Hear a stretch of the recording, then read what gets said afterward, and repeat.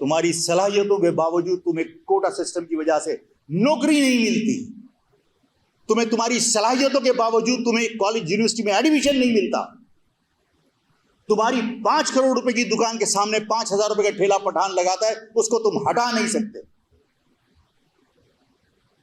پوری کچی آبادیوں کے اندر کنڈا سسٹم ہے، ان کا لائن لاسز کون پورا کرتا ہے؟ میں اور آپ، جن کے ہاں میٹر ہے، جو لا اوائڈنگ شہری کہلاتے ہیں۔ ایسا ہے یا نہیں ہے؟ یہاں ہاتھ رکھ کے بتاؤ، انصاف مل رہا ہے؟ میں چاہتا ہوں اس پاکستان کے اندر انصاف ملے، جس کی وجہ سے اس ملک کی حفاظت توپے اور بندوقیں نہیں بلکہ عوام کریں۔ اور وہ انصاف اسی وقت مل سکتا ہے کہ جب آپ کے دلوں سے یہ ختم ہو جائے کہ یہ میرے گاؤں کا، میرے پنڈ کا ہے۔ ہم تو آج قومیت کی بات کرتے ہیں تو ہم پہ قومیت کے الزام لگتے ہیں۔ آ جاؤ اسلام کو۔ اسلام کے اندر حضور نے آخری خطبے میں کیا کہا تھا؟ کسی گورے کو کسی کالے پر، کوئی عربی کو کسی اجمی پر کوئی فوقیت نہیں۔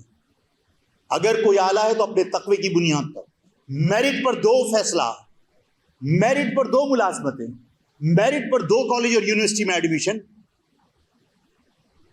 نہیں کر سکتے انصاف، تو اس کی ملک کی سلامتی کے لیے جھوٹے دعوے مت کرو۔ یہ کہہ کر پاکستان کی عوام کو تسلیاں نہیں دو کہ یہ پاکستان مملکت خدا داد ہے، رمضان میں بنا تھا، اللہ اس کی حفاظت کرے گا۔ اللہ تو رازق بھی ہے، کیوں نکلتے ہو روزگار کے حصول کے لیے؟ اللہ تو حافظ بھی ہے، کیوں باندھتے ہو امام زامان اپنے ہاتھوں میں؟